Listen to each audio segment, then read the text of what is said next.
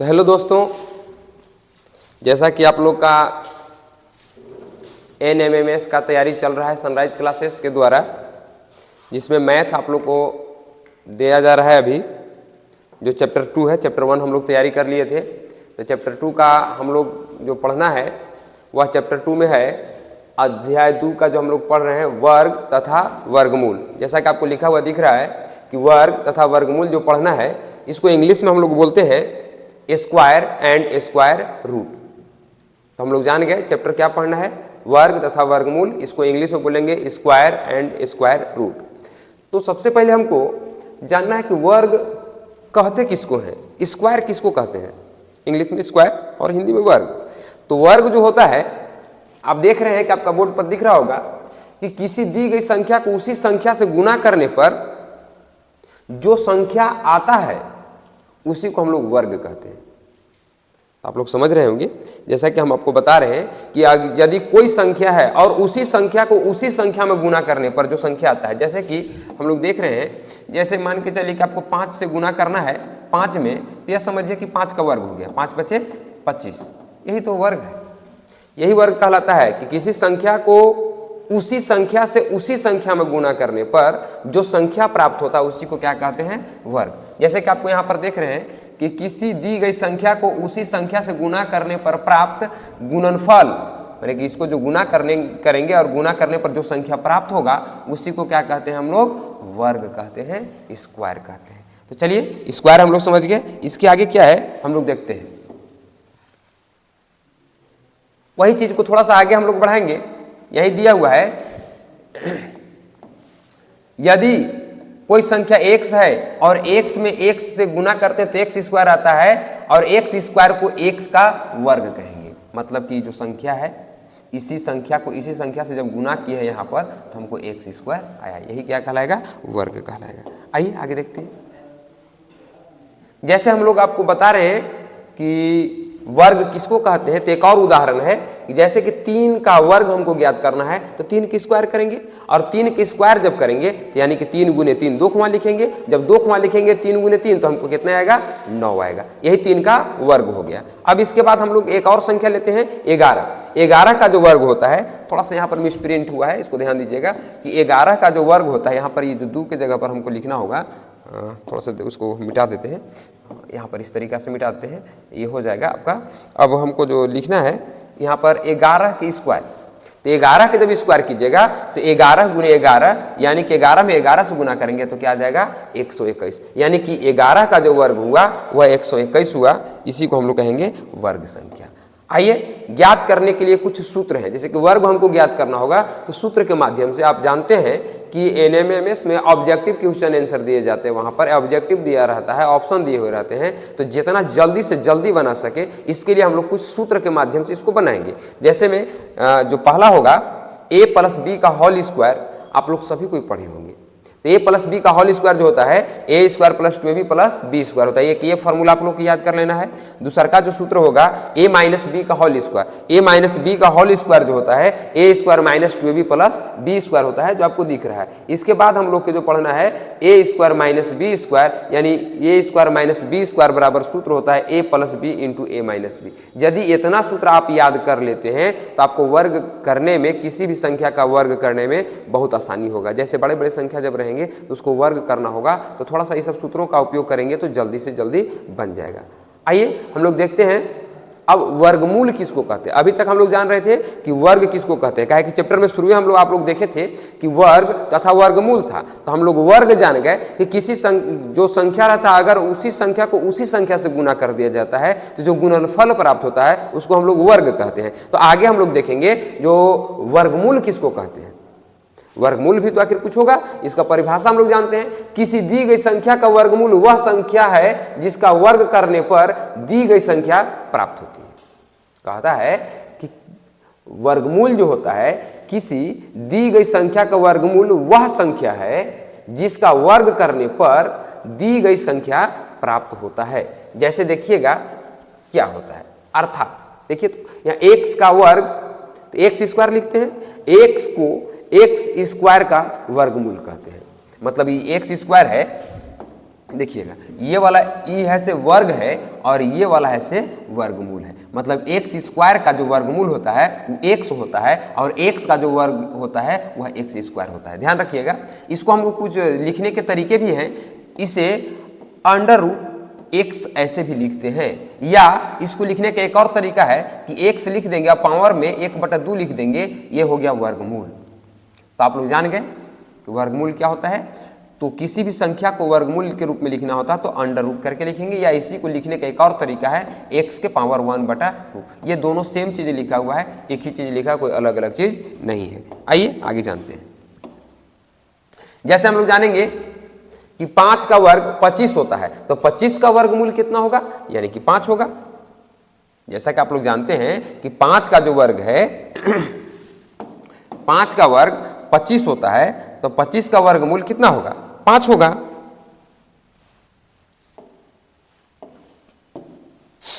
देखिए यहां पर 25 का वर्गमूल यह रूट में लिखा हुआ है और 5 के पावर 2 है। ये थोड़ा सा ध्यान दीजिएगा, मिस प्रिंट हुआ है। इसको हम लोग ऐसे लिखेंगे, देखिएगा। इसको हम थोड़ा सा इससे ब्लैक से इसको बंद कर देते हैं और इसको इस तरीक़ा से दिखा देते हैं कि इसका स्क्वायर है। तो अब देखिए, तो रूट में किसी संख्या का अगर वर्ग है तो इसका वर्गमूल हो जाएगा 5 हो जाएगा। जैसे में आप लोग देख रहे हैं कि 5 का वर्ग 25 होता है, तो 25 का वर्गमूल जो होगा वो हो जाएगा 5। आगे हम लोग देखते हैं, एक और उदाहरण लेते हैं कि अगला उदाहरण क्या हो सकता है। तो देखिए आप लोग के सामने है 17 का वर्ग क्या होता है। 17 का वर्ग जो होता है 289 होता है। 17 के जब स्क्वायर करेंगे तो 289 आएगा और 289 का जब वर्गमूल करेंगे तो आपका 17 हो जाएगा। आप लोग को तो पहले ही बताया गया है कि 17 जो है एक वर्गमूल है। किसका वर्गमूल है, तो 289 का। और 289 जो है वर्ग है किसका है, 17 का। 17 का वर्ग 289 होता है और 289 का वर्गमूल 17 होता है। आइए आगे हम लोग देखते हैं, वर्गमूल ज्ञात करने की कुछ विधियां हैं। वर्गमूल ज्ञात करने की 2 विधियां हैं।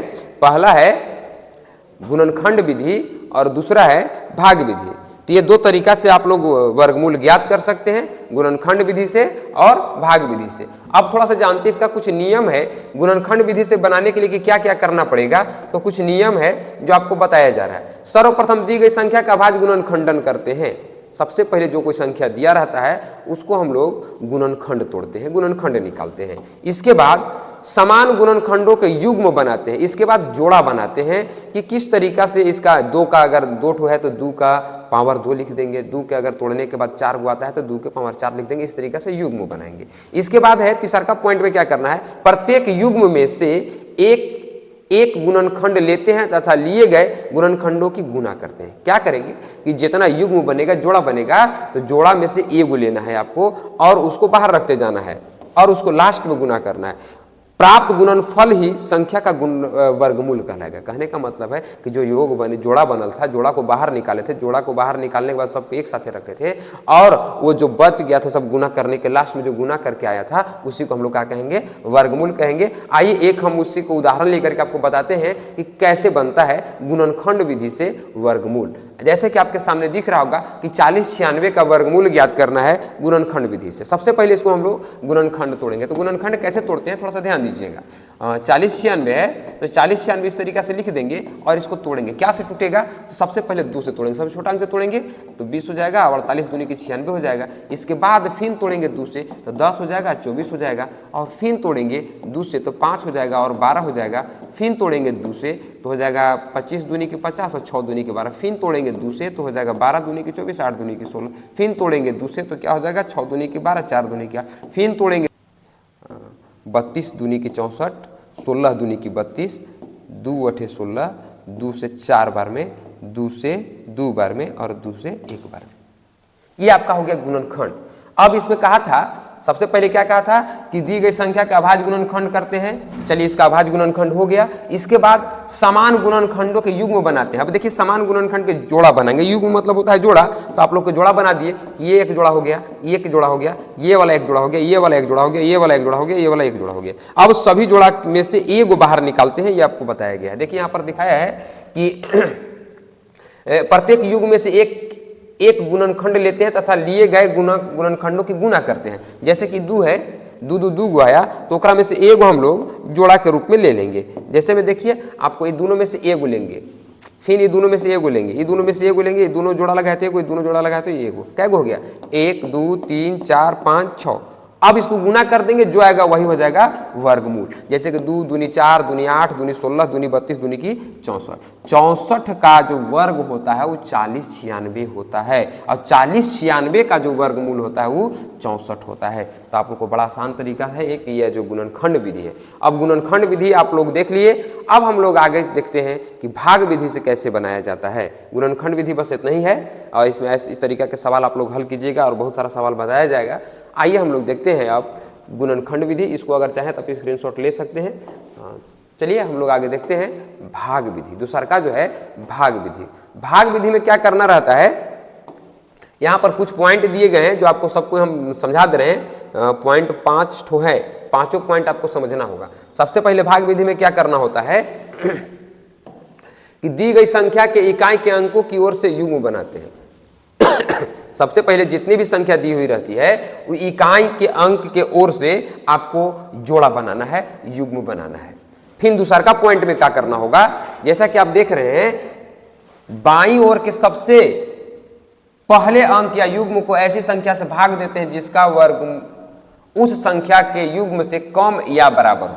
तो जो लास्ट में जो बचता है उसको हम लोग क्या करते हैं, वर्गमूल निकालने के लिए किसी संख्या का वर्ग करके देखते हैं। या तो उतना ही जितना संख्या उतना आना चाहिए, या तो उससे कुछ कम भी रहेगा तो चलेगा, लेकिन उससे अधिक नहीं होना चाहिए। चल तीसरा का पॉइंट में हम लोग देखते हैं प्राप्त शेषफल के दाईं ओर अगले युग्म लिखते हैं।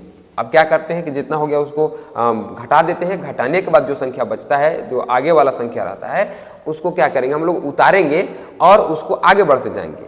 फिर अंक जोड़कर लिखते हैं इस भाजक के दाईं ओर ऐसे अंक लिखते हैं जिसकी गुना प्राप्त नए भाजक में करने पर प्राप्त गुणनफल भाज्य के बराबर या उससे कम हो। फिर उसी तरीका से किया जाता है कि उस संख्या को ऐसी संख्या देखना है जिसकी संख्या को वर्ग करने पर उतना आ जाए या उतना से कुछ कम भी आए तो लिखेंगे, लेकिन उससे अधिक नहीं लिखना है। चौथा पॉइंट में कहता है यह क्रिया तब तक चलती रहेगी जब तक युग्म समाप्त नहीं हो जाते हैं, और ऐसे तब तक करते रहना है हम लोग को, तब तक करते रहना है जब तक वह समाप्त नहीं हो जाता है, तब तक उतारते जाइए और उसी तरीका से बढ़ाते जाइए। अंत में प्राप्त भागफल ही संख्या का वर्गमूल कहलाता है। और अंत में जब हम लोग उसका जो लास्ट बच गया तो उसको देखते हैं, जो भागफल आता है उसी को हम लोग कहते हैं कि वर्गमूल प्राप्त हुआ भाग विधि से। आइए हम लोग एक उसको भी बनाते हैं, भाग विधि का वर्गमूल 47,089 का वर्गमूल कितना होगा, इसको भाग विधि से बनाना है। आइए हम लोग बना करके देखते हैं। तो भाग विधि से बनाने के लिए क्या करेंगे, इसको यहां पर बना देते हैं 47,089।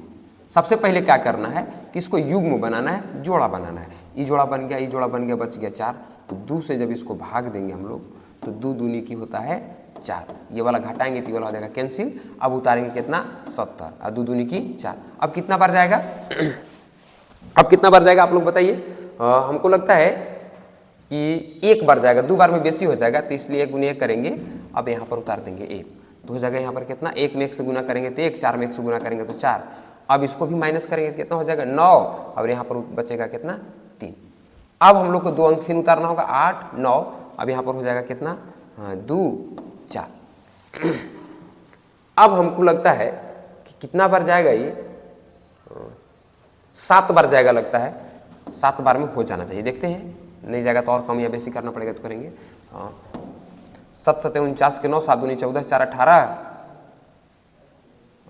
गड़बड़ हुआ क्या, ओहो, जब यहाँ से 1 लिए थे तो यहाँ से 1 कम हो गया था, सॉरी। हाँ, इसको थोड़ा सुधार लीजिएगा।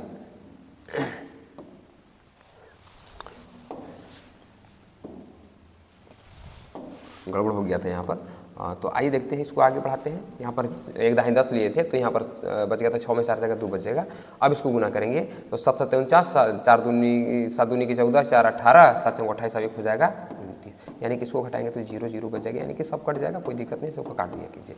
अब हमको जो इतना आंसर आया 217, यही तो भाग विधि से इतना का वर्गमूल प्राप्त हुआ। यानी कि 47,089 का वर्गमूल हो जाएगा 217, और 217 का वर्ग हो जाएगा 47,089। इसी तरीका से भाग विधि से बनाया जाता है। 2 विधि आप लोग सीख गए। अब हम लोग चलते हैं, कुछ आगे क्या कहता है देखते हैं। आगे हम लोग को महत्वपूर्ण बिंदु के बारे में कुछ जानना है कि इसको कैसे बनाया जाता है, ऑब्जेक्टिव में काम आएंगे, इसको जरूर याद कर लीजिएगा। आपका 3 गो पॉइंट है, तीनों पॉइंट को याद करना जरूरी है। हम बारी बारी से आपको समझाते हैं। सम संख्या का वर्ग सदैव सम संख्या तथा विषम संख्या का वर्ग सदैव विषम संख्या आती है। आप ध्यान रखिएगा, किसी भी संख्या का जब हम लोग वर्ग करते हैं या तो सम होगा या तो विषम होगा। तो ध्यान रखिएगा कि यदि सम संख्या कोई हो तो उसका वर्ग हमेशा सम संख्या आएगा, यदि कोई संख्या विषम हो तो विषम संख्या का वर्ग हमेशा विषम आएगा। जैसे में आप देखिए कि 6 का अगर वर्ग करते हैं आप तो 36 आएगा, ये भी सम है, ये भी सम है। और आगे देखा जाए आप 8 का वर्ग कीजिएगा तो 64 आएगा, 8 भी सम है, 64 भी सम है। अब विषम संख्या वाला देखते हैं। जैसे में आप देखिएगा 3 का, तो 3 का वर्ग हो जाएगा 9, ये भी विषम है, ये भी विषम है। आप देखिएगा 11 के, तो 11 विषम है, 11 के होता है 121, ये भी विषम संख्या है। मैंने कहने का मतलब है कि जब भी ध्यान दीजिएगा कि किसी भी सम संख्या का वर्ग जो होता है वह हमेशा सम आता है और विषम संख्या का वर्ग जो है हमेशा विषम आता है। जो आपको उदाहरण के माध्यम से हम ये दिखा दिए, आप ये समझ लीजिएगा। चलिए आगे हम लोग देखते हैं दूसरा का पॉइंट क्या कहता है। दूसरा का पॉइंट में कहता है कि पूर्ण वर्ग संख्या के अंत में शून्य की संख्या सदैव सम होती है। आप ध्यान रखिएगा कि कोई भी संख्या का जब वर्ग करेंगे, अगर 0 वाला आता है लास्ट में, तो उसको क्या करेंगे कि हमेशा देखेंगे कि वह सदैव सम संख्या में आना चाहिए। यदि विषम आता है तो समझेंगे कि यह पूर्ण वर्ग संख्या नहीं है। यह तभी पूर्ण वर्ग संख्या होगा जब उसकी संख्या क्या होगी, सम होगी। जैसे में मान के चलिए कि यह 100 है, तो यह सम हो गया संख्या 0 की। अगर यही एक संख्या बढ़ गया तो वर्ग पूर्ण वर्ग संख्या नहीं है, यह पूर्ण वर्ग संख्या के अंतर्गत नहीं आएगा। जब 4 हो जाएगा तो देखिए यह पूर्ण वर्ग संख्या है। 4 गो के पूर्ण वर्ग संख्या देखिए 100 का वर्ग हो जाएगा ये। अब इसी तरीका से यदि 5 गो आ गया तो 5 गो वाला पूर्ण वर्ग संख्या नहीं है, 6 आ गया तो पूर्ण वर्ग संख्या है। इसी तरीका से ध्यान रखिएगा कि पूर्ण वर्ग संख्या के अंत में शून्यों की जो संख्या होती है वह हमेशा सम होती है, विषम नहीं होती है। इसको ध्यान में रखिएगा। आइए हम लोग जानते हैं तीसरा का पॉइंट क्या कहता है। तीसरा पॉइंट कहता है जिस संख्या का इकाई अंक 2 हो, 3 हो, 7 हो, 8 हो, संख्या कभी पूर्ण वर्ग नहीं हो सकती है। ध्यान रखिएगा कि हमेशा जो भी संख्या है उस संख्या के अंत में यदि 2 हो, 3 हो, 7 हो या 8 हो, ये 3 संख्याओं को यदि आप देखते हैं तो समझ लीजिएगा कि वह पूर्ण वर्ग संख्या नहीं है। पूर्ण वर्ग संख्या होने के लिए ये सब समझ लीजिए कि यह काल के काम करते हैं। ये लोग जो है उनके लिए काल है। पूर्ण वर्ग संख्या कभी भी नहीं हो सकता है जिसकी इकाई अंक 2, 3, 7, 8 हो। बस आज इतना ही। अगले दिन हम लोग जानेंगे पाइथागोरस त्रिक क्या होता है और कुछ हम लोग सवाल बनाएंगे जो ऑब्जेक्टिव होगा। कल आप लोग इतना ध्यान से याद कर लीजिएगा जो बताया गया है। आज ये समझिए कि बेसिक चीज़ था, जो जानकारी होना बहुत जरूरी है वर्ग वर्गमूल के लिए। और ध्यान रखिएगा कि आप लोग 1 से लेकर के 20 तक का वर्ग जरूर याद कर लीजिएगा। 1 से 20 तक अगर वर्ग नहीं याद करते हैं तो आपको बहुत कठिनाई का सामना करना पड़ेगा और आपको जल्दी सवाल बनेगा नहीं। जल्दी सवाल बनाने के लिए आप जरूर से जरूर 1 से लेकर के 20 तक का वर्ग याद कर लीजिएगा। और तब तक के लिए धन्यवाद। फिर मिलते हैं अगले वीडियो में। नमस्कार।